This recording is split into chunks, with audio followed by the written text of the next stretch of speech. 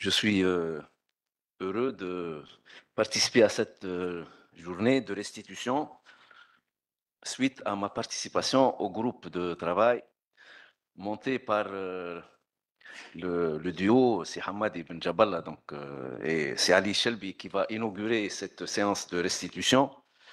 Donc, peut-être un mot sur cette notion de rationalité et liberté, la dualité rationalité et liberté. Donc, un comportement rationnel autorise, sinon nécessite, la liberté de se poser toutes les questions et de refuser tous les contresens et de refuser tous les comportements contre nature. De même, la liberté de penser, évidemment, conduit à la rationalité. Et inversement, si on bride les libertés, donc on va contraindre les gens à ne pas refuser le mot d'ordre qui vient d'en haut et à dénaturer le comportement rationnel de l'être humain. Donc, je ne vais pas m'attarder plus loin, donc des mots introductifs pour situer la démarche, l'objet de ce groupe de travail ont déjà été présentés. Nous avons donc des présentations succinctes, 15 minutes de présentation pour la restitution, et ces 15 minutes de présentation peuvent représenter plusieurs heures du travail au sein du groupe. Ça peut être une séance de 2 heures, comme ça peut être plusieurs séances répétées. Donc, nous avons essayé, donc les intervenants ont essayé de situer la problématique et puis peut-être la démarche pour essayer d'y avancer et d'y apporter des éléments de réponse ou des éléments de construction pour mener à bien cette réflexion. Donc, notre premier intervenant, c'est Ali Shelby. Donc, comme ça a été dit, le groupe est constitué de personnes multidisciplinaires. C'est Ali est ingénieur diplômé de l'École centrale de Paris en 1980. Il a été directeur technique du complexe mécanique de Tunisie, qui était la première usine en Tunisie pour fabriquer des moteurs et des tracteurs. Ensuite, il a créé et dirigé une société de fabrication de circuits imprimés électroniques, qui est aujourd'hui l'usine la plus importante du genre dans les deux rives du bassin méditerranéen. Donc, il a beaucoup de réalisations dans le domaine du conseil et des études aussi, puisqu'il a créé un bureau d'études et de conseil qu'il dirige jusqu'à ce jour. Et donc, il a mené plusieurs études sur le développement de l'électronique, des technologies de l'information et de la communication, de l'économie verte et des composants de l'énergie solaire. Il a aussi une autre dimension, c'est qu'il est un grand amateur de philosophie. Donc, on ne va pas revenir sur les détails. Il a fait la connaissance de Cheikh Hamad, il a suivi certains de ses cours. Donc, tout en étant un grand PDG, il va à la faculté pour suivre certains cours. Il m'a rappelé une anecdote que l'un de mes anciens étudiants m'a rappelé à l'École nationale d'ingénieurs de Tunis la semaine dernière. J'avais un amphi dans lequel il y avait des étudiants qui étaient en même temps des cadres dans des entreprises, ils venaient suivre certains cours de diplôme d'études approfondies ou de master. Et l'un de ces étudiants s'est levé brusquement avec son téléphone à la main et il a failli sortir de l'amphi. Je lui dis qu'est-ce que vous faites? Il me dit c'est عارفي عارفي عارفي يكلم فيا. قلت له اسمع اقعد هنا انا عارفك. Donc cette anecdote me laisse penser que on peut être un grand responsable dans la société civile, mais on est modeste pour venir sur les bancs de l'école et réapprendre. Je ne vais pas prendre plus de temps. Je vais tout de suite donner la parole à Si Ali Shelby, qui va nous parler de la cosmogénèse, donc le Big Bang entre physique et métaphysique. C'est Ali, 15 minutes. Bien, merci beaucoup. مرحبا بكم الكل. Donc, je vais vous restituer un peu la synthèse de cet exposé que j'avais fait dans le cadre du groupe ici en 2022. Et donc, l'objectif de cet exposé, trois points principaux. Le premier, c'est d'expliquer la généalogie de la naissance et de l'évolution de l'univers. La généalogie, ça veut dire les différentes étapes par lesquelles l'univers est passé jusqu'à aujourd'hui, les différentes étapes. Et donc pour ça, on peut dire heureusement ou malheureusement, je suis obligé de vous donner quelques notions sur les constituants de l'univers, c'est-à-dire les étoiles, les planètes, les galaxies, les constituants élémentaires, les particules élémentaires, parce que pour comprendre cette naissance de l'univers, il faut passer par là, parce que au début, ça a commencé par ça, par des particules élémentaires qui se sont rassemblées et pour avoir créé le monde qui nous entoure. Donc, quelques notions, mais vraiment très rapides. Ensuite, le deuxième point, c'est d'expliquer que quand on dit le Big Bang, c'est l'origine de l'univers, en fait, l'origine, le terme même origine est difficile à expliquer. En fait, le Big Bang n'est pas l'origine de l'univers au sens origine matérielle. Quand on dit il y a une origine matérielle, comme l'œuf cosmique, par exemple, c'est l'origine du monde, on se contredit, parce que si c'est une origine matérielle, il y a bien quelque chose qui l'a précédé. Donc, on ne parle pas en physique d'origine de l'univers. On parle, donc, c'est ce que je vous expliquerai ultérieurement. Et enfin, donc, le dernier point, c'est faire un parallèle entre physique et métaphysique. Tout à l'heure, si Abdelaziz a parlé du concordisme, donc effectivement, donc je donnerai quelques notions sur cette liaison et sur les, les philosophes qui prétendent expliquer la création du monde. C'est ce que parle un peu de cette théorie du concordisme. Voilà un peu les 3 points de l'objectif de l'exposé. Alors, l'exposé avait traité 4 chapitres principaux. Je ne vais pas les détailler vraiment en détail vu le temps. Donc, l'univers chez les Grecs, la rupture avec le géocentrisme, l'expansion de l'univers et la théorie du Big Bang, ça c'est le cœur de l'exposé, et enfin le lien physique-métaphysique. Donc, pour les 2 premiers points, je vais passer vraiment très très rapidement, juste pour vous donner un avant-goût sur ce qu'il y avait donc dans cet exposé. Donc, l'univers chez les Grecs, hein, vous le savez, c'est un peu le monde qui était centré autour de la Terre, et donc c'était le monde sublunaire, et les étoiles et les planètes étaient dans un monde qu'on a le cosmos, en fait, qui était un monde immuable et qui ne variait pas, qui était immuable. Donc c'est cette notion-là de monde parfait qui ne change pas, et on verra que cette notion-là, bien sûr, avec le fait que la Terre est située au centre de tout l'univers. Donc ça, c'est grossièrement l'univers tel qu'il était vécu par les Grecs. Après, il y a eu donc la fameuse rupture avec le géocentrisme, avec premièrement Copernic, hein, qui a été le premier à détrôner la Terre du centre de l'univers et à mettre le Soleil à sa place. Donc ça, c'est le premier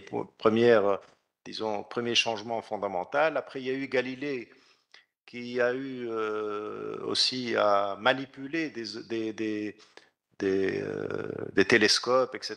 Et c'est grâce à ça qu'il a pu faire des observations. Par exemple, quand il a regardé la Lune avec un télescope, il s'est exclamé une phrase célèbre, il a dit, mais la Lune est terreuse. C'est-à-dire qu'il a vu que la matière de la Lune, elle est similaire à celle qu'il voit sur Terre. Donc, le cosmos tel qu'il était chez les Grecs, avec un monde immuable et complètement différent, qui n'est pas changeant au niveau des étoiles et du ciel par rapport à la Terre, il commence à prendre un sacré coup. Donc Galilée a eu un apport très important. Alors ensuite, j'ai mis Kepler parce qu'il n'est pas très connu, mais je pense qu'un apport très important de Kepler, il a été dans la remise en question du fameux mouvement parfait, du mouvement circulaire. Avant, on considérait toujours que le mouvement circulaire, le cercle, c'est le mouvement parfait. Et Kepler a montré que les planètes, en fait, elles n'avaient pas un mouvement circulaire autour du Soleil, mais un mouvement elliptique. Donc, on passe du cercle parfait à une ellipse, on ne savait pas très bien d'où est-ce que ça vient, cette ellipse, etc. Alors ensuite, bien sûr, il y a Newton qui, lui, a eu l'apport fondamental avec l'attraction universelle, hein, la théorie de l'attraction universelle, qui explique, jusqu'à maintenant d'ailleurs, à la précision près, qui explique le mouvement des astres et des planètes avec des équations donc physiques euh, donc prouvées et calculables. Et enfin, Einstein qui a tout bouleversé et qui a donc, avec la relativité générale, remis en question même le principe de la gravité, sans dire que, bien sûr, Newton s'est trompé. Hein, ça, c'est très important. Ça, c'est le propre de toutes les théories physiques. Il y a une évolution dans la théorie physique en fonction de l'évolution des connaissances, etc. Il y a une théorie qui est vraie à un certain moment et qui continue d'être vraie à une précision près de ce qu'on veut mesurer. Donc, il y a toujours une évolution dans les théories physiques et ça va être très important pour s'en servir comme conclusion au concordisme qui, lui, considère que tout est figé et déjà décrit. Voilà, alors, l'expansion de l'univers et le Big Bang, donc ça, c'est le cœur un peu du sujet. Et comme je vous ai dit, je dois vous donner quelques petites informations ou rafraîchissements de quelques notions physiques, notamment par exemple les atomes. Hein. Vous savez que l'atome, le modèle classique de l'atome, hein, l'atome de Bohr comme on dit, hein, il est constitué d'un noyau central dans lequel il y a donc des protons et des neutrons. Et autour de ce noyau, il y a des électrons qui tournent autour. Et donc, c'est ça un peu le modèle classique de l'atome. Je ne parle pas du modèle actuel qui a beaucoup évolué avec la mécanique quantique, mais disons que pour comprendre le principe de l'évolution de l'univers, partons sur ce schéma-là. Et il faut aussi avoir à l'esprit la notion de réaction. Les réactions chimiques, c'est une réaction qui permet d'associer des atomes entre eux, avec la couche périphérique, mise en commun des couches périphériques. Les réactions chimiques ne nous intéressent pas dans la compréhension de l'univers, pas fondamentalement. Ce qui nous intéresse, c'est les réactions qu'on appelle les fusions nucléaires. Les fusions nucléaires, ce n'est pas de la chimie, c'est de la physique. Paradoxalement, même si on manipule des atomes et tout, c'est de la physique parce qu'on va s'intéresser au cœur de l'atome, à l'intérieur de l'atome, donc les noyaux, et on va donc manipuler ces noyaux-là. Et ce qui se passe au niveau atomique, c'est, comme vous le voyez donc en bas à gauche de l'écran, il y a donc, si je prends l'exemple ici de la création de l'hélium, en fait, comment l'hélium, le gaz hélium est venu, que vous voyez dans le tableau de Mendeleïev hein, qui est à côté. L'hélium, c'était une réaction avec l'hydrogène. L'hydrogène, on est passé de l'hydrogène à ce qu'on appelle l'hydrogène lourd, et après, il y a eu une association. Si vous voyez à gauche, en bas à gauche, il y a un noyau, enfin un neutron et un proton, donc deux fois un noyau et un proton qui s'associent pour créer un noyau où il y a les deux noyaux, les deux protons et les deux neutrons. Dans cette réaction de fusion nucléaire, si vous pesez les noyaux, les réactifs au début, vous allez trouver une masse grand M, et si vous allez les peser à la fin, vous allez trouver une masse petit m. Et petit m, et il est inférieur à grand M. Ça veut dire qu'il y a une perte de masse quand il y a une association entre des atomes. Et cette perte de masse, où est-ce qu'elle est passée, hein, puisque tout se conserve, elle est passée en énergie, grâce à la fameuse équation. Il reste 5 minutes pour la cosmogénèse. D'accord. Grâce à la fameuse équation donc d'Einstein qui permet de transformer de l'énergie en matière. Donc c'est ça qu'il faut vraiment avoir à l'esprit, c'est que les réactions de fusion nucléaire, c'est ça qui est à la base de la création de l'univers et qui permet donc d'associer des atomes entre eux pour créer donc la matière que vous voyez aujourd'hui. Et donc, comment ont été créées par exemple les étoiles? Les étoiles, c'est un mélange de gaz. Ici, vous voyez le Soleil, par exemple. Le Soleil, c'est un mélange d'hydrogène et d'hélium. Et l'étoile, elle a commencé à naître en rassemblant l'hydrogène et l'hélium.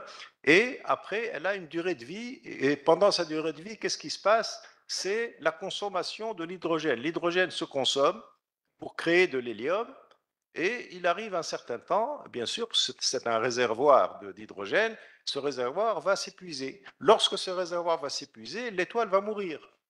Et ça, donc c'est la mort de l'étoile. L'étoile, elle a une naissance, une vie et une mort. Ça, c'est le cycle de vie de toutes les étoiles. Toutes les étoiles passent par ce cycle de vie. Voici l'exemple du Soleil, par exemple. Le Soleil, il a maintenant aujourd'hui 4,5 milliards d'années et il aura une durée de vie, c'est-à-dire il va mourir au bout de 10 milliards d'années, c'est-à-dire dans 5,5 milliards d'années à partir de maintenant, le Soleil va mourir. Et donc, quand le Soleil va mourir, il y aura donc une autre physionomie, la Terre bien sûr avec, etc. C'est donc ce phénomène de mort des étoiles qui entraîne la création de l'univers et la création des particules que nous voyons au sein de l'univers. Et donc, les constituants maintenant de l'univers, c'est les étoiles, les planètes, donc j'ai sauté rapidement, et les galaxies. Les galaxies, c'est tout ce qui regroupe étoiles, planètes, nuages de poussière, etc. Vous voyez ici la galaxie de la Voie lactée, qui est notre galaxie, et la Terre, dans disons, notre univers propre ici, avec le système solaire, qui fait partie de cette Voie lactée, il est minuscule. Malheureusement, vous ne pouvez pas le voir parce qu'il est tellement minuscule que c'est le point jaune qui est indiqué là-bas. Donc, nous faisons partie d'une galaxie qui comporte elle-même des centaines de milliards d'étoiles, des centaines de milliards. Et nous sommes le petit point jaune qui est dans la galaxie de la Voie lactée.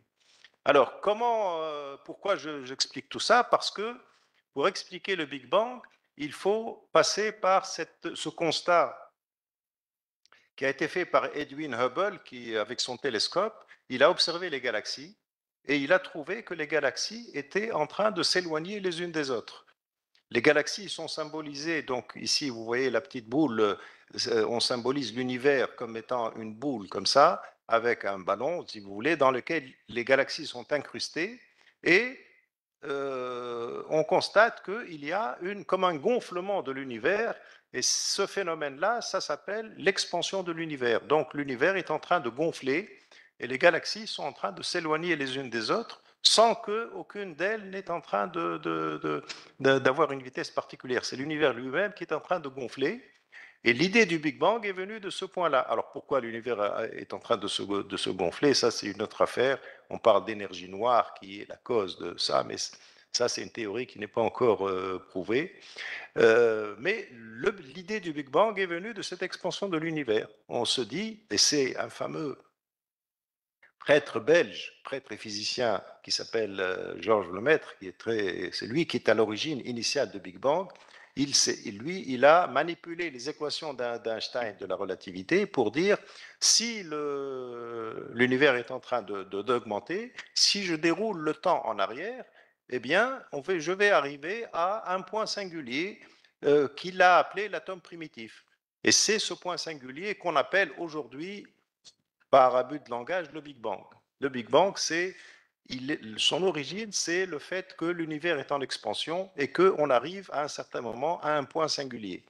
Alors, le point singulier, j'ai dit au début que ce n'est pas l'instant t égale 0. Pourquoi ce n'est pas l'instant t égale 0?